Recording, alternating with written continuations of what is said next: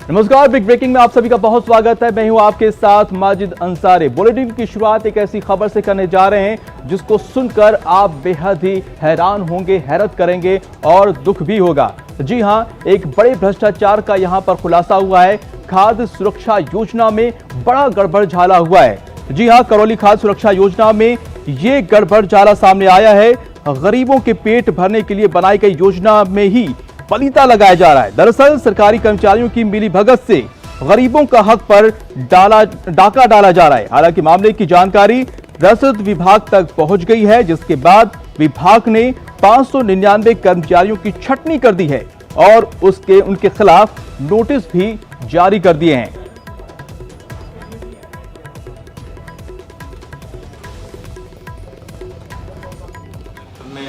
निर्देश दिए हैं कि 2 दिन में जो भी कर्मचारी खाद्य सुरक्षा के अंतर्गत लाभ ले रहा है, गलत तरीके से अपना नाम जिसने जुड़वाया है, उनसे 27 रुपये किलो के हिसाब से सरकार ने वसूली के जो निर्देश दिए हैं उसकी पालना नहीं हो रही है। तो कलेक्टर साहब ने बोला है कि तत्काल इनके पैसे जमा करवाएं, वरना इनके विरुद्ध कार्रवाई। क्या कार्रवाई होगी? कार्रवाई में पहले तो हमने जिन सरकारी कर्मचारियों ने इस तरह के लाभ लिए थे, वो 9 कर्मचारियों के खिलाफ FIR दर्ज करवाने के आदेश दिए।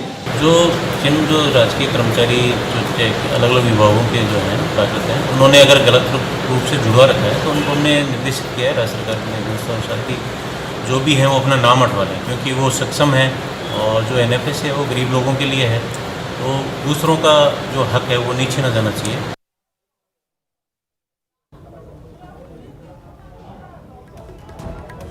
और ज्यादा जानकारी के लिए हमारे साथ धर्मेंद्र जुड़ चुके हैं, उनके पास चलते हैं, जानने की कोशिश करते हैं क्या कुछ है पूरा मामला। धर्मेंद्र, 599 सरकारी कर्मचारी इस गड़बड़झाले में सामने आते हैं और एक बड़ा घोटाला सामने आ रहा है, क्या है पूरी जानकारी? जी, बताना चाहूंगा, जिले में खाद्य सुरक्षा सूची पर शुरू से सवाल उठते रहे हैं। इसको लेकर समय समय पर खाद्य आपूर्ति मंत्री रमेश मीणा ने भी दिशा निर्देश जारी किए थे और उन्होंने कहा था कि किसी भी हालत में जरूरतमंद तक उसका सामान पहुंचाना चाहिए और कोई भी इसका अनैतिक और गलत लाभ नहीं ले। इस पर समय समय पर अभियान भी चलाया जा रहा था और इसी अभियान के तहत रसद विभाग ने जब जांच पड़ताल की तो 599 सरकारी कर्मचारी प्रथम जांच में ही सामने आए हैं जो गरीबों के खाद्यान्न पर डाका डाल रहे हैं और जो खाद्य सुरक्षा, BPL, अंत्योदय जैसी योजनाओं का लाभ ले रहे हैं। इसके साथ ही जो संभावना है वो 2000 से अधिक ऐसे लोगों की संभावना है जो सरकारी कर्मचारी हैं और इस तरह की योजनाओं का लाभ ले रहे हैं। यहाँ बड़ी बात यह है माजिद के 10,000 से अधिक ऐसे लोग जो साधन संपन्न हैं और सरकारी योजनाओं का जो लाभ ले रहे हैं उनको उनके नाम खाद्य सुरक्षा सूची से हटाए जा चुके हैं। इसके साथ ही जो रसद विभाग से हमारी बात हुई, उनका कहना है कि लगभग ये आंकड़ा 70,000 से अधिक लोगों तक पहुंच सकता है जो लोग अनैतिक और गलत रूप से सरकारी सुरक्षा योजनाओं का लाभ ले रहे हैं। जी माजिद। धर्मेंद्र, ये तो बड़ी अच्छी बात है कि चलिए मिनिस्टर ने इसका संज्ञान लिया और इसके बाद कार्रवाई हुई तो ये बात सामने आई। ये कब का मामला है और कब सामने आया है? ये मामला बीते दिनों से ही चल रहा था और ये सबसे पहले जनवरी फरवरी में इसका खुलासा हुआ था, जब से ही जो रसद विभाग है इनकी डाटा खंगालने में लगा हुआ है। कई ऐसे मामले सामने आए हैं माजिद इसमें कि एक ही परिवार के 8 से 10 राशन कार्ड बने हुए हैं और उन लोगों ने 40 से 50 लोगों का खाद्यान्न एक ही परिवार उठा रहा है। जी माजिद। धर्मेंद्र, इतना बड़ा गड़बड़झाला कि गरीबों के निवाले पे जो है डाके पड़ रहे हैं और सबसे बड़ी बात यह है कि इस दौर में जब कोरोना संकट चल रहा है। चलिए, हमारे साथ सीधे जुड़ चुके हैं खाद्य आपूर्ति मंत्री रमेश मीणा जुड़ चुके हैं, उन्हीं से जानने की कोशिश करते हैं। रमेश जी, सबसे पहले तो आपका हमारे साथ जुड़ने के लिए बहुत शुक्रिया और पहला सवाल मेरा यही है कि मैं आपको इस चीज के लिए बधाई दूंगा कि आपने इसका संज्ञान लिया और कार्रवाई हुई और इतने बड़े पैमाने पर लोग सामने आए। मेरा कहना यह है इसमें कि ये सतत प्रक्रिया है और जब से हमने राज्य में आए हैं तो यहाँ 46 लाख लोगों को, गरीबों को NFS की श्रेणी में जोड़ा है।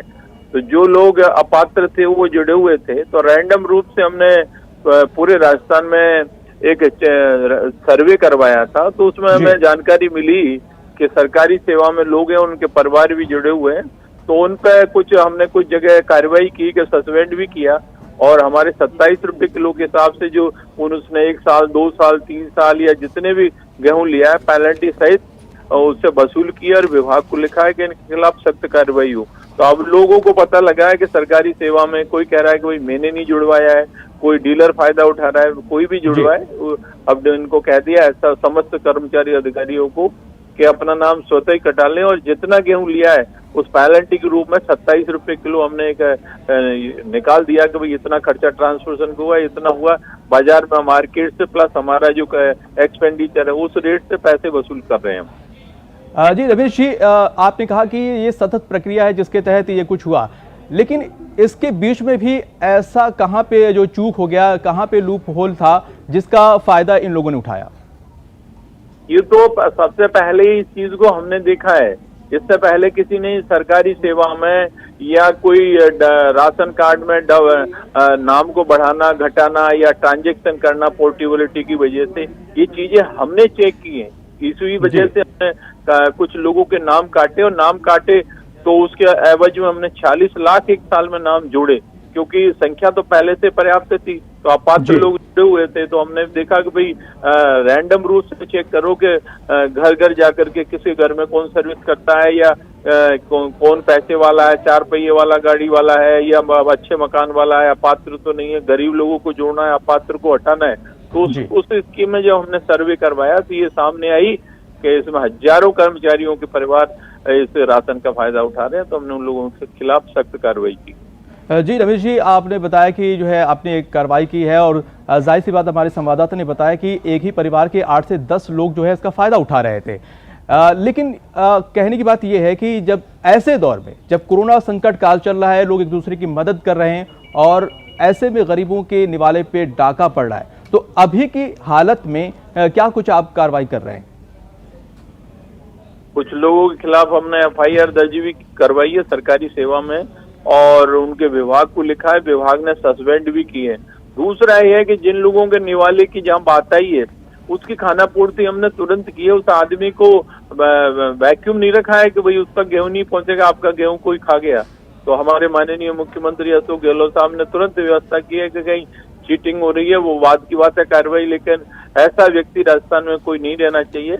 जो पात्र है उस तक खाद्य सामग्री पहुंचनी चाहिए और हमारा पूरी सरकार का ध्येय और प्राथमिकता है कि कोई भी व्यक्ति भूखा नहीं सोए, चाहे वो आपकी स्कीम में आता है या नहीं आता है, उसकी नई स्कीम में कवर करता है। तो दूसरी व्यवस्था सरकार ने की है कि उन लोगों तक भी खाद्य सामग्री पहुंचे। जी रमेश जी, बहुत शुक्रिया आपका जो हमसे जुड़ने के लिए और आपने बहुत अहम जानकारी भी दी। तो गड़बड़ झाला बहुत सामने आया था। खाद्य सुरक्षा मंत्री हमारे साथ जुड़े हुए थे और वो बता रहे थे कि किस तरह से उन्होंने कार्रवाई की और किस तरह से जो काले कारनामे में लिप्त थे उनको पकड़ा जा रहा है।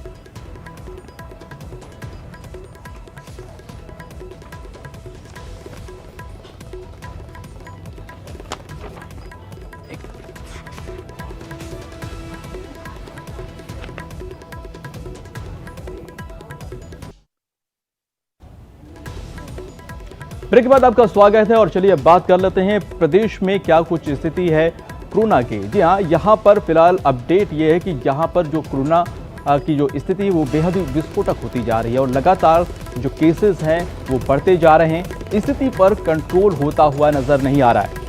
आपको बता दें कि कोरोना पॉजिटिव की संख्या प्रदेश में 9000 के ऊपर हो चुकी है।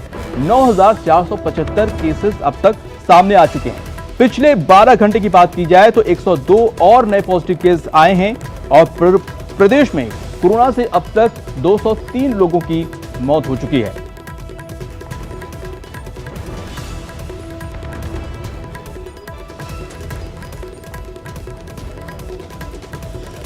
तो और ज्यादा जानकारी लेके चलते हैं, अलग अलग शहरों से हमारे संवाददाता जुड़ चुके हैं। अब जानने की कोशिश करते हैं क्या कुछ वहां पर अपडेट है। शाकिर अली कोटा से जुड़े हुए हैं, अभिजीत दवे अजमेर से जुड़े हुए हैं, उदयपुर से कपिल शिमाली जुड़े हुए हैं और सचिन कुमार जयपुर से जुड़े हुए हैं। सबसे पहले सचिन कुमार के पास चलते हैं जयपुर में। सचिन, क्या कुछ स्थिति है वहां पर?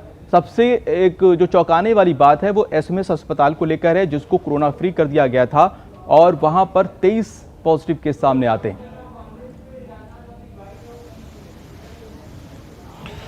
हाँ बिल्कुल माजिद, जिस तरह से अब तक राज्य में अगर हम कोरोना पॉजिटिव की बात करें तो 9,475 का आंकड़ा ये हो चुका है और मौतों की बात कर लें तो 203 मौतें अब तक कोरोना से हो चुकी हैं। राजधानी जयपुर में अब तक के सर्वाधिक पॉजिटिव सामने आए हैं। 2097 का आंकड़ा हो चुका है कुल पॉजिटिव का। और अगर हम पिछले 12 घंटे की बात करें तो प्रदेश में सबसे ज़्यादा पॉजिटिव केसेस भी जो हैं वो जयपुर में मिले हैं। 28 नए पॉजिटिव केस जयपुर में मिले हैं। कल भी जिस तरह से कुल 42 केस पॉजिटिव सामने आए थे, क्योंकि अनलॉक 1 शुरू हो चुका है और ऐसे में लोग जो हैं वो घरों से काम पर निकल रहे हैं, तो केसेस का बढ़ना लाजमी है, लेकिन इतनी ज़्यादा संख्या होगी ये उम्मीद नहीं थी। और सबसे बड़ी बात यह कि प्रदेश का जो सबसे बड़ा अस्पताल है सवाई मानसिंह अस्पताल, उसमें 23 जो है लोग पॉजिटिव निकले हैं।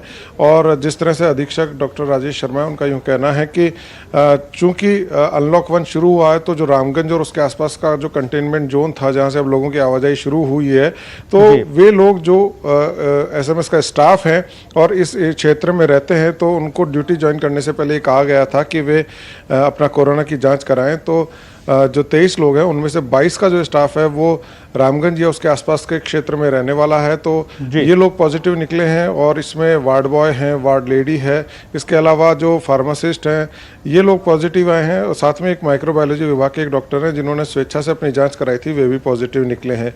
और जहाँ तक बात करें प्रदेश की, तो प्रदेश में इस समय जिस तरह से रिकवरी का जो रेट है वो करीब 68% हो चुका है। और जयपुर की रिकवरी रेट की बात करें तो 81.22 का जो है रिकवरी रेट यहाँ पर दिखाई दे रहा है। जी बिल्कुल सचिन, रिकवरी रेट तो बेहतर हो रहा है, एक कहीं ना कहीं एक अच्छी बात तो निकल कर सामने आई है। और ऐसी स्थिति में जब एक तरह से कोरोना की संख्या लगातार बहुत तेजी से बढ़ी है। अजमेर चलते हैं जहां पर हमारे साथ अभिजीत दवे जुड़े हुए हैं। जो है अभिजीत, अनलॉक 1 शुरू हो चुका है, आज से 200 जो है बसें भी जो है 200 रूटों पे बसें भी चलनी शुरू हो गई हैं। और ऐसे में ये कोरोना की तादाद भी बढ़ती जा रही मरीजों की, क्या कुछ स्थिति वहां पर है?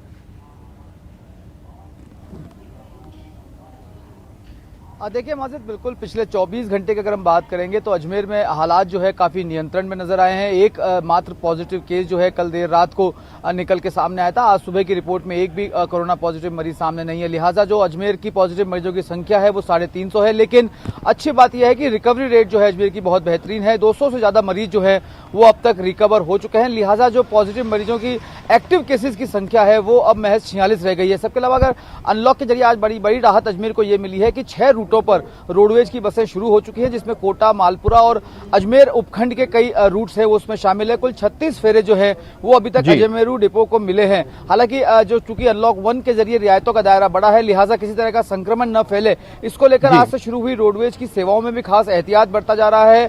थर्मल स्क्रीनिंग के बाद, टेम्परेचर नापने के बाद सोशल डिस्टेंसिंग की पूरी पालना के साथ यात्रियों को बसों में बैठाया जा रहा है। सबके अलावा अगर बात की जाए तो आज बार फिर से राजस्थान माध्यमिक शिक्षा बोर्ड 18 जून से शुरू होने वाली अपनी परीक्षाओं को लेकर प्रदेश के 17 जिला शिक्षा अधिकारियों के साथ अब से कुछ देर बाद एक महत्वपूर्ण बैठक शुरू करेगा। कल प्रदेश के 16 जिला शिक्षा अधिकारियों के साथ बैठक की थी और कहीं न कहीं परीक्षाओं में किस तरह से सोशल डिस्टेंसिंग की पालना करनी है, उसके साथ साथ जल्द से जल्द परिणाम निकालने की कवायद को भी यहाँ पर शुरू किया गया है। कई नवाचार जो है वो शुरू किए गए। अब से पहले तक हर परीक्षक को 450 उत्तर पुस्तिकाएं जांचने के लिए दी जाती थी, जिसे अब घटा दिया गया है।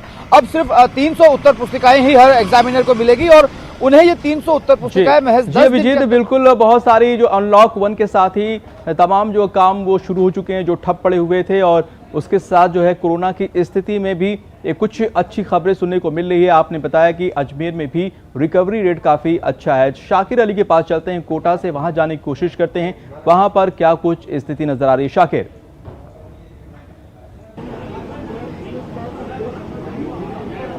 जी बिल्कुल, स्थितियां कमोबेश यहाँ भी जो है वैसे ही है, क्योंकि संक्रमित रोगियों की तादाद में लगातार इजाफा हो रहा है। आज फिर 3 पॉजिटिव रोगी सामने आए, 493 जो है पॉजिटिव रोगियों की संख्या हो गई है। लेकिन सबके बीच में लगातार, क्योंकि अब 0.1 अनलॉक किया गया है तो उसके बाद में स्थितियां सामान्य होने लगी है, जनजीवन पटरी पर लौट रहा है। 11 बसों का संचालन यहाँ से भी किया जा रहा है और इस वक्त हम लोकसभा स्पीकर ओम बिरला के आवास पर हैं, जहाँ पर जन सुनवाई की जा रही है। सुबह से ही लोग यहाँ पर पहुँच रहे हैं, सोशल डिस्टेंसिंग के साथ में जो है लोकसभा स्पीकर एक एक जो ग्रामीण क्षेत्र से लोग आए हुए हैं उनसे मुलाकात कर रहे हैं, उनसे बातचीत कर रहे हैं और उनकी समस्याएं सुन रहे हैं। सुबह से ही ये लोकसभा स्पीकर का जन सुनवाई का करने का सिलसिला यहाँ जारी है। तस्वीरें आप देख सकते हैं किस तरह से यहाँ पर लोकसभा स्पीकर ने जो है जन सुनवाई अपनी शुरू कर रखी है और जो समस्याएं ग्रामीणों से, शहर के जो लोग आए हुए हैं उन सबसे बातचीत कर रहे हैं, समस्याएं उनकी जान रहे हैं। मैं बात करने की कोशिश करता हूँ स्पीकर साहब से। जी स्पीकर साहब, सुबह से लोग आ रहे हैं जन सुनवाई, आप तमाम लोगों से बातचीत कर रहे हैं, लेकिन कोरोना की बात करें तो सर लगातार संक्रमित रोगियों की तादाद में इजाफा हो रहा है। ये संसदीय क्षेत्र मेरा परिवार है और बहुत लंबे समय बाद मेरा यहाँ पर आना हुआ है। निश्चित रूप से सरकार की गाइडलाइन की पालना करते हुए किस तरीके से हम लोगों की समस्याओं का समाधान कर सकते हैं। लॉकडाउन की पीरियड में हमने कोशिश की कि प्रत्यक्ष नहीं तो अप्रत्यक्ष रूप से जो वंचित लोग थे, गरीब लोग थे, उनके समाज के सहयोग से, सामूहिक मिल से सबको सहयोग करें, क्योंकि ये समय बहुत कठिन चुनौती का समय है और इस कठिन चुनौती को हमें सामूहिक रूप से लड़ना है। इसलिए समाज के अंदर कुछ लोगों की आवश्यकताएं भी हैं, जिन आवश्यकताओं के लिए भी उनकी आवश्यकता, उनकी परेशानियों को सामूहिक रूप से दूर कर सकें, इसके लिए लगातार प्रयास करते रहते हैं। सरकार ने भी अपने स्तर पर बहुत प्रयास किए हैं और मुझे लगता है कि आने वाले समय में एक अच्छे अनुकूल वातावरण को बना पाएंगे ताकि हम लोगों की जिंदगी को पटरी पर ला सकें। जी तो अभिषेक जी शाकिर हमारे साथ जुड़े हुए थे लोकसभा स्पीकर ओम बिरला से बातचीत कर रहे थे हमारे संवाददाता शाकिर अली। कपिल शिमाली के पास चलते हैं, उदयपुर, वहां पर जाने की कोशिश करते हैं, क्या कुछ स्थिति है।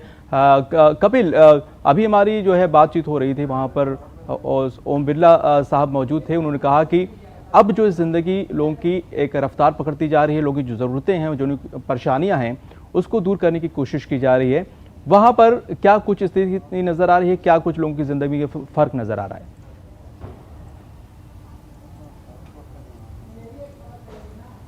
देखिए, अगर हम कोरोना अपडेट की बात करें तो पिछले 12 घंटे में उदयपुर में एक भी पॉजिटिव मरीज सामने नहीं आया है। लेकिन पिछले कुछ दिनों का अगर ट्रेंड देखें तो एक भी ऐसा दिन नहीं गया जब कोरोना पॉजिटिव मामले सामने नहीं आए हों। उदयपुर में कुल पॉजिटिव मामले 566 हो चुके हैं, लेकिन पिछले कुछ दिनों में हम देखें तो मेडिकल स्टाफ से जुड़े लोग हों या फिर पूर्व संक्रमित के क्लोज कॉन्टैक्ट के लोग हों या फिर माइग्रेंट्स हों, यही लोग पॉजिटिव सामने आ रहे हैं, जिसमें प्रवासियों के संक्रमित सामने आने की संख्या बहुत ज़्यादा है। हालांकि उदयपुर में रिकवरी रेशियो भी बहुत अच्छा है, करीब 70% से ज़्यादा रिकवरी रेशियो और 424 मरीज अब तक उदयपुर में ठीक हो चुके हैं। उसमें से 368 मरीजों को डिस्चार्ज भी किया जा चुका है। हाँ, 141 एक्टिव केस उदयपुर में अभी भी बने हुए हैं, जिसमें सर्वाधिक संख्या बाहर से आए हुए प्रवासियों। जी बिल्कुल, बहुत ही रात की खबर है कि रिकवरी रेट भी बहुत अच्छी होती जा रही है और इसी के साथ आप सभी का बहुत शुक्रिया। और रुकते हैं यहाँ पर एक छोटे से ब्रेक के लिए।